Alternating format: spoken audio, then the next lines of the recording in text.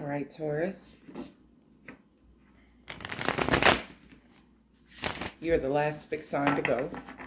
Leo's done first, then Scorpio, then Aquarius yesterday.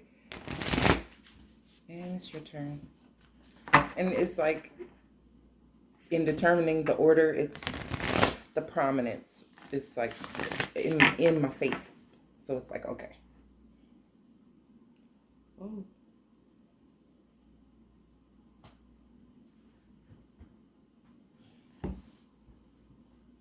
Had a rubber band pop. It went down my damn shirt. I don't like that feeling. Oh, they all broke. Oh well, hope this little braid holds. Okay, I have 3 right off the bat. I'm so proud. I'm so proud because for a long time, the Taurus energy that was on the channel was, of course, you know what they say, stubborn, but holding on to the wrong things. And I won't, let's not say wrong. I'll say to things that needed an upgrade. It was like having an old operating system, right? The Hierophant, very vintage, very classic type of conducting themselves or the way that they process. And it's not about changing everything that you believe in or how you believe, but to just make better what you already have. And we're in a time where people are accumulating so much that just taking stock of what you have, why you have it, why you feel the way you do about it, and the belief of its goodness in your life makes sense. That's all. That's all this assessment has been about. So from what I'm seeing already, I am thoroughly enjoying this shift that Taurus has been going through, because I felt like the energy was so harsh. Like it was like, the reference I'm getting is to tell somebody something, they're not going to listen. But if you smack them upside the head, it would register more profoundly. Like, and that's difficult because you don't want to have to use that type of force to get anybody to be in agreement or to have an understanding of what you're saying. You know, having to be forceful or having to cuss or having to give this sense of tough love. It's not necessary to use brute force in order to reinforce something useful. So here we have the mother, the creator, and the womb. This is definitely giving me Empress energy with the womb and the mother mirroring each other. It's a transformative time because we have pearls in the center of both of these. It's the vessel that is the mother, and they don't be, you know, just proverbially speaking, a woman doesn't become a mother until she is with child. She can have mothering characteristics and qualities, which is very evident with Venus anyway, and very Venusian. But it's what you now have become that you're creating. An unpopular idea of mine, when Mother's Day comes, the celebration is not for me having become a mother, not in the wholeness. Like, it's not all about me. I would not be a mother without my creation, because my creation is what gave me the moniker, what gave me the mother, the association of even being one. So without that portion, there is no mother. So I keep that in mind, and I do things for her in appreciation to what I have become because of her existence, womb, and the mother. The stone. I like when these two come up together in the unseen. Here, I'm going to show that. Okay. When I see the stone and the womb, this is giving me distinct masculine and feminine integration. This is giving me a conception of what it is to be whole. Okay, the way that the upward facing triangle is masculine and the downward facing triangle is feminine. To have them both, the pearl itself could be looked at as a stone. You cut it in half, and it has the nacre is just so wrapped around that little piece of flesh, but it's so solid that it could be considered a stone. Like the pearls that I'm wearing. If you want to know a pearl is real, you rub it against your teeth, and if it has a sense of grit, like it could scrape, it is a real pearl, because there are so many little plastic beads covered in this pearl like iridescent um, coating that it's hard to distinguish reals from fakes. So that's the way that you actually tell. I do have a certificate in permaculture, so yeah, we okay. Anyway, so it's like going from stone when they implant this little piece of flesh, because it's not a piece of sand that turns into a pearl. That's a old misconception. It's actually a piece of flesh. So if something gets trapped in there, and it's typically they're taking a little piece of flesh and they'll implant it into the inner lip of the mollusk. And this is what influences it to start coating it and making it smooth. It's its own fluid, like amniotic fluid, that is encapsulating what we know to be pearls. And so it is a creation process. It's no different than the stones that I have, where they're in their rough state, and then they're in a smoother state, and then they're in their refined state. You have all different types of pearls. Some are, perfect circles, and some are oblong, and some come out with these different types of shapes, colors, shades. They have the dark pearls, the gold hues, the rose gold looking ones, the ones that look as close to white as possible. And the rarer the color, the luster, there's a grading system. So it's all about, I didn't think I was going to spend this much time talking about damn pearls, but it's wisdom, pearls of wisdom. Okay, so the stone, the hardening process, everything that is near and dear to you, it is in a vulnerable place. It is in a very sacred space. And the more it's being worked on, and the more it's being put into rotation, and you're exercising that thing, it becomes a whole lot more solid, and you can actually use that in your outside world, in your outside environment and embodiment. It becomes a physical thing. That is the difference between an egg just doing its thing during ovulation, and the moment that creation hits and they're now combined, it starts to solidify and multiply into this physical 3D manifestation of a being. So you are in a creation mode. You are creating something of substance, sustenance. And it is in the capacity of Venus, but also the mother. And Venus to me is not the mother. To me, she's not. She is the sex and sex appeal that turns a woman into a mother, if the masculine energy takes it on in that manner. So the stone, the womb, they've pretty much just come together. Somebody being rock hard. Not trying to go there.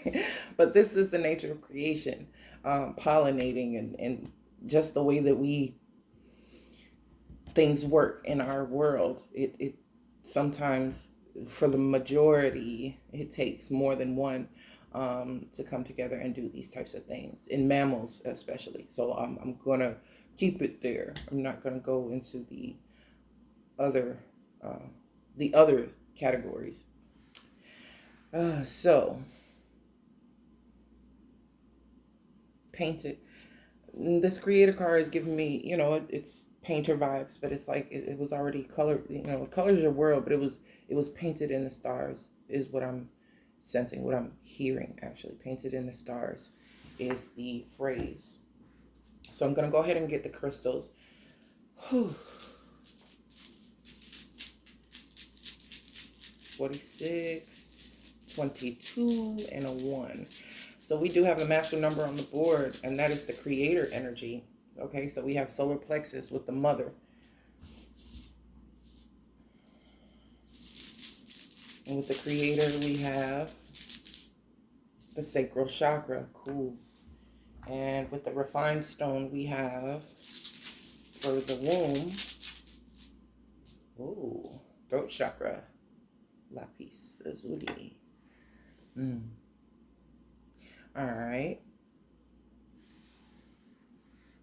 This is being able to act on your passion. Not act. It's not necessarily an action here. This is passion that was already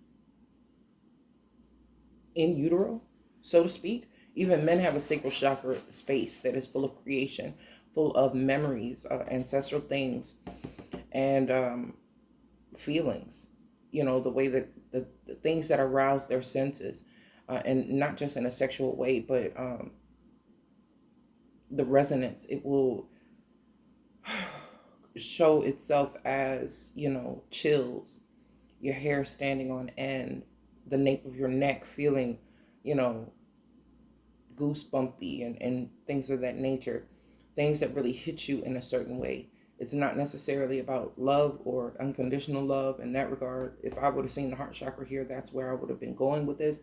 But it's something that really is evident. I want to get one for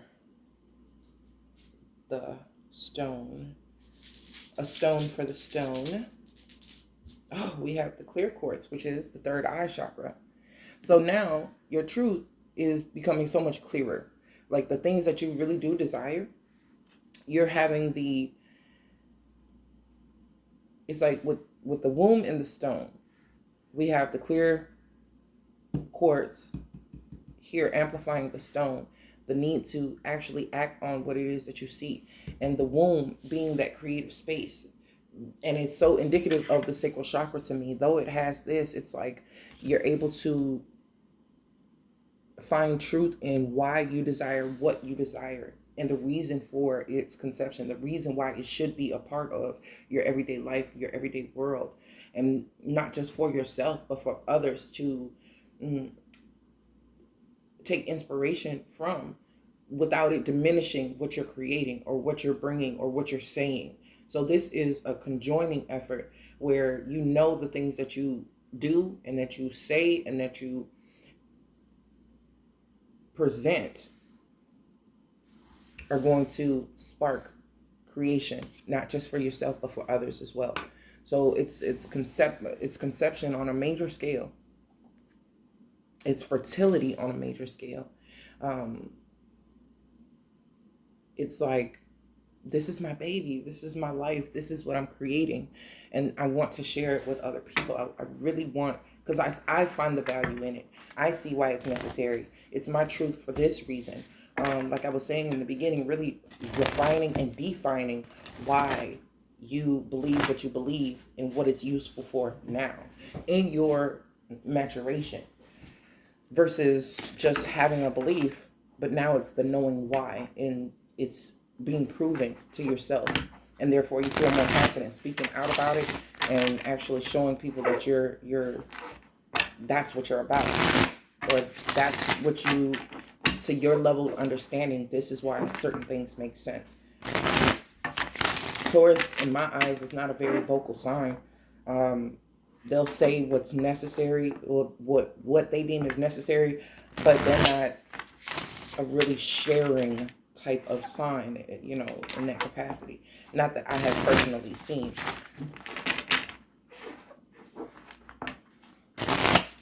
They do keep a lot in. And I'm not saying that's a bad thing. I'm not saying it's a good thing. I'm just stating my observations about it. Two more good shuffles.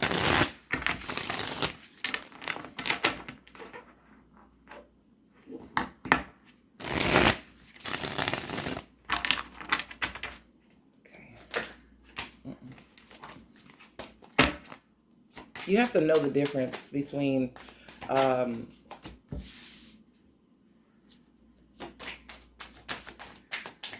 when you're being guided towards a message with the cards, like that is the message. You understand? And it's the fucking truth. So not everything is a message just because it falls out. It could just be bad shuffling techniques. So a reader needs to know the difference. This is sideways. I'm gonna keep it that way. Ooh. See? Bad shuffling techniques, right?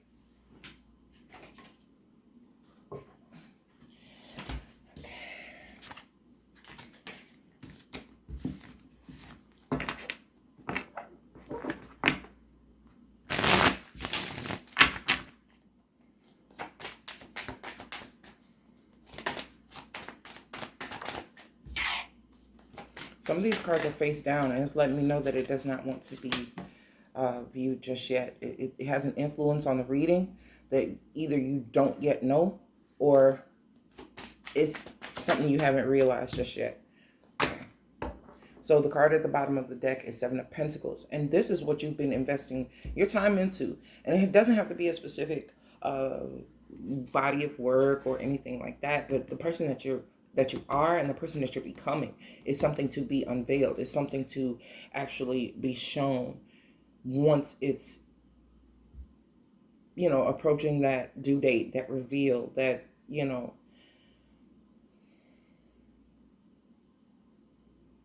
that announcement. And it could be simply, I've arrived. This is me. This is what and just you're showing more so and telling to a certain extent. But it's going to be very visible on the surface. It's going to be very visceral, the changes that you've been making. They're going to tell that something is in the works, but they're not going to be able to tell what it is. Not unless you tell them what it is. We have the Eight of Cups. And we have the Page of Pentacles, I'm sorry. And so this is where a person has that desire for more and really starts to make strides on an emotional level. They're already making strides towards it. Even if it's not physical work or anything like that, it is the baby steps. It is, starting off with the thought that there's more to me than this. There's more to life than this. There's more that I need. There's more that I want to do. There's more that I want to create. And getting out of that stubborn place. You can be stubborn with other people, but when you start to be stubborn with yourself, it can create a stall and a blockage. Because things have been the way they are for so long, Hierophant status quo. But things change, and so do people. So if you're noticing that, damn, everything around me is changing, and I'm changing little by little, now it's like, okay, well, the changes I have made are so beneficial that I can change more things that I see need amending or need tweaking, or so this is like lifestyle change it's leading to. The next card is face down, and it is the Knight of Swords, rushing towards the Page of Pentacles. I feel that the moment you start to make this change or even this decision for yourself, because we see it in an emotional capacity and almost like yearning to see more, to do more, to feel more, to contribute more. The Page of Pentacles comes as a physical manifestation. It can actually be an idea that sparks this. You'll start to be inundated and smack silly with Knight of Swords energy, information, things that point you in that direction, because all you did was desire it and you made one practical move, like a decision. Yeah, okay, I do want X, Y, and Z, and so it is. And here comes the Knight of Swords kind of coming to greet you with information that ultimately will blow the top off of what you thought was possible. And in doing that, open up different avenues of information that you never really knew or were not open to back then. Here, that this is my peel your muffin cap back blue card. This is my Kevin Hart. You know what I mean? It shows an expansion or an exposure more so to idea of. It's like the moment you put your thinking cap on, it blows off the top of the box that people have been in mentally. And with this moon here, it is mirroring this Eight of Cups. This is what you were looking for that you didn't know you were looking for. And it started to show itself in physical ways, Page of Pentacles. And this is where a person is an apprentice. They are in a novice position and they begin to learn things they did not previously know, things that they've hidden from themselves, put in the subconscious place for safekeeping, or even the acknowledgement that these things were available to them. So once a person has shifted their focus and changed their mind, you actually have that physical action that I was speaking about with the stone. That clear quartz is the third eye chakra. And this is that representation where you're now, because the desire can be answered by your acknowledgement of something in your outer environment. Like, say you have a feeling and then you see it in your physical environment. It's an immediate acknowledgement. This Knight of Swords is confirming that you are seeing what you're seeing, and it's because you emotionally and spiritually you have opened yourself to receive things that you did not know existed, or didn't think were real, or didn't have any type of belief in either way. So now you're starting to see these, and they could come in the form of synchronicities. They can come in the form of alignment. And what I mean by that is seeing multiples of things. And I'm not talking about triple digits, which that could be one of them, but it's like a keyword or a reference to a song being spoken to you or in your vicinity 3 times in a row. Things are happening back to back to back, and they're starting to really broaden.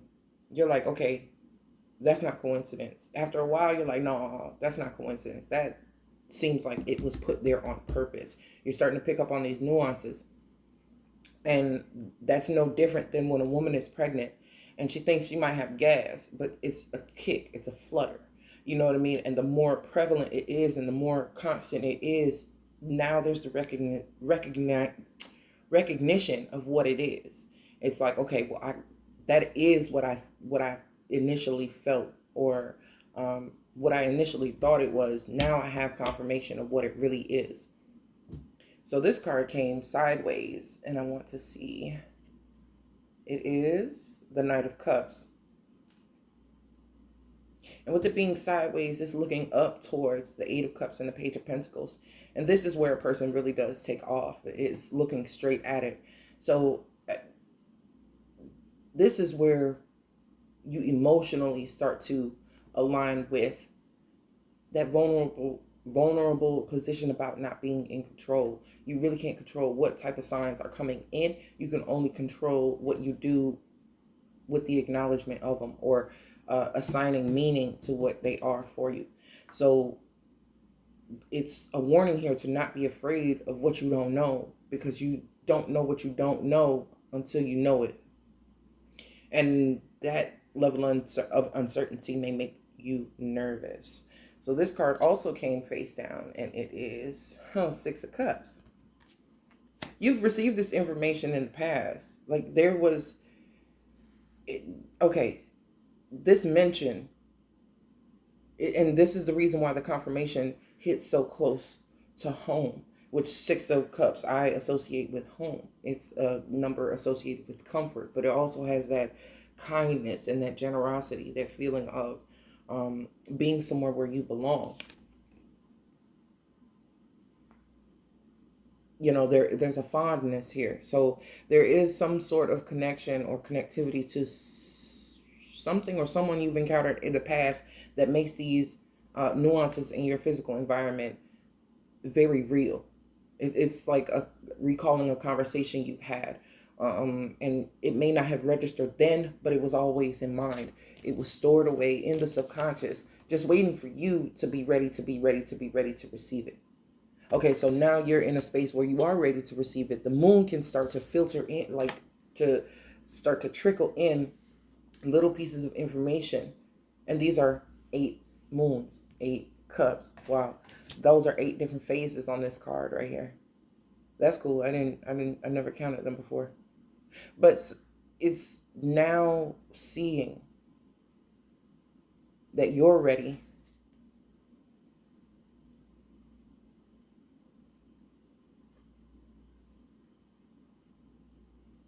The phase of the moon that's in this card here is this one here. And it's aligned with that left hand. The left hand, the left path, left hand. Don't know. That is more aligned with the right side of the brain. That intuitive ability and that skill and that muscle, right? So even in the left hand of this card are the pearls. Pearls of wisdom.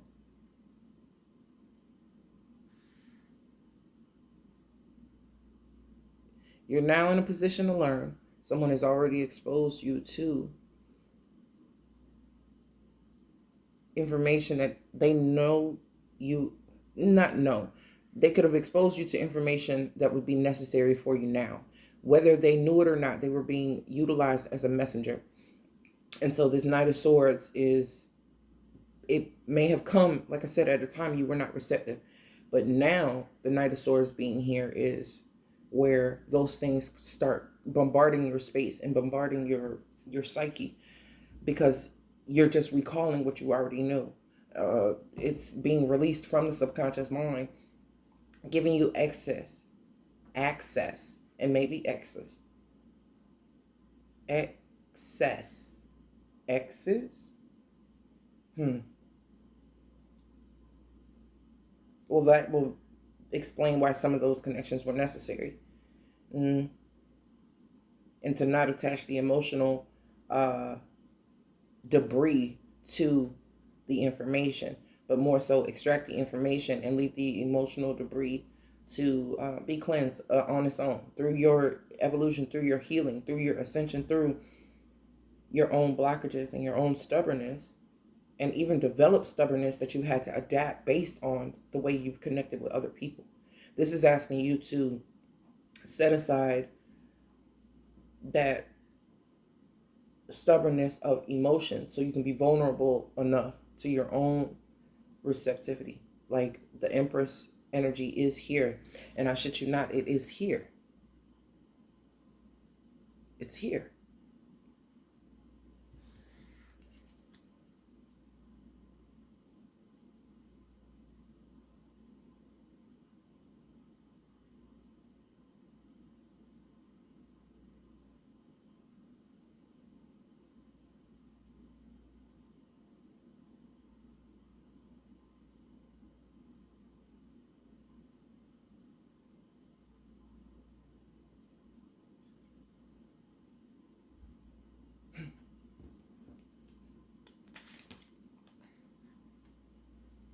But you see here, these rays of light, that is the moment.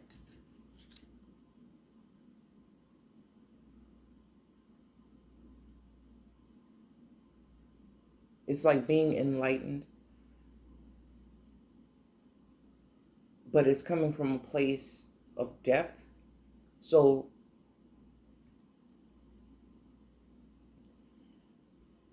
if you're not, okay, if you're not at the bottom of a cave and, a light bulb comes on, you won't see it.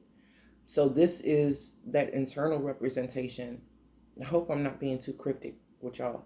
I hope y'all following what I'm saying.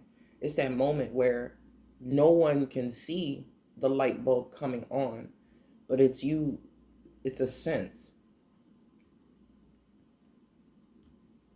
where that mother instinct kicks in, male or female, doesn't matter. And it's like, I have to bring something into being. I don't care if you have kids or not. The mother energy, when it relates to the spirit, is something far different than that of a physical childbearing mother. And then this stone, it's bringing something into solid being. And what has to leave the environment are connections like these that are hollow, that are colorless, that really don't help your world evolve into what it's supposed to be. And when I look at this Page of Pentacles and I see this Knight of Swords, bringing these two together to be able to convey what you're learning, or being able to ask or receive the information, or even ask appropriate questions to receive more. And you're becoming more aware with this third eye. You're becoming more aware of what you see and what it means. Oh, fuck. That looks like an eyeball to me, but, or a damn egg being fertilized, but more so the unseen. Fuck, I forgot that card was under there.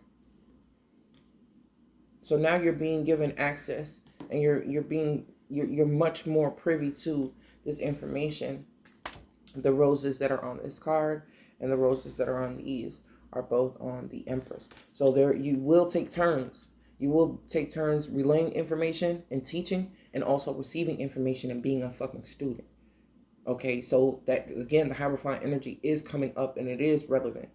Okay, this is a Taurus card. I can't remember what astrological placement, but 5, 6, and 7 of the tarot in the pip cards are Taurus. That fixed energy. You have already enough accrued to be able to relay information, but the work that you put in, 8 of Pentacles, would be where you're learning more and perfecting. Not perfecting, but practicing, exercising, doing it routinely to acquire more of that skill set. You know what I mean? And the Sims, where the skill bar has to ascend to the next level, and they then are able to do so much more with that skill.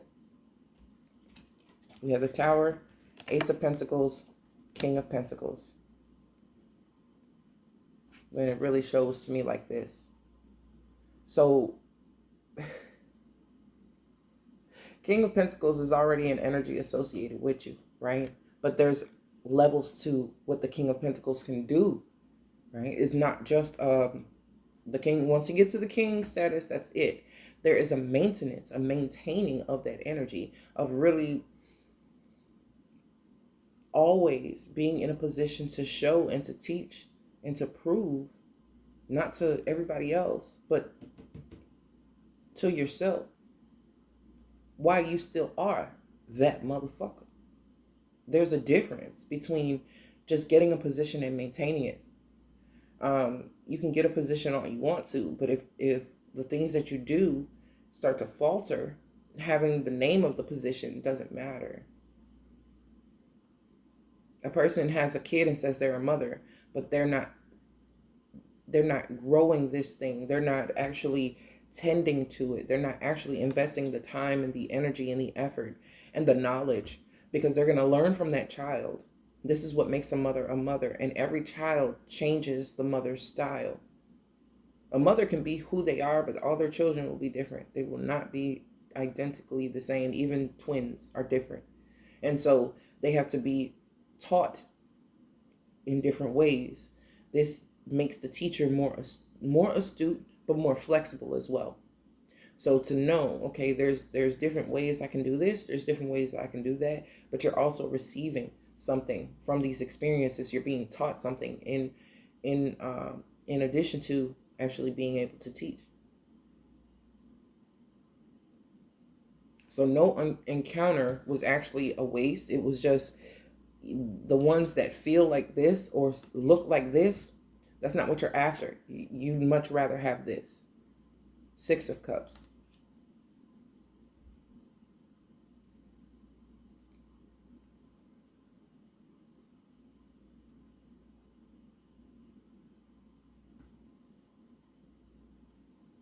That Ace of Swords moment is this Tower.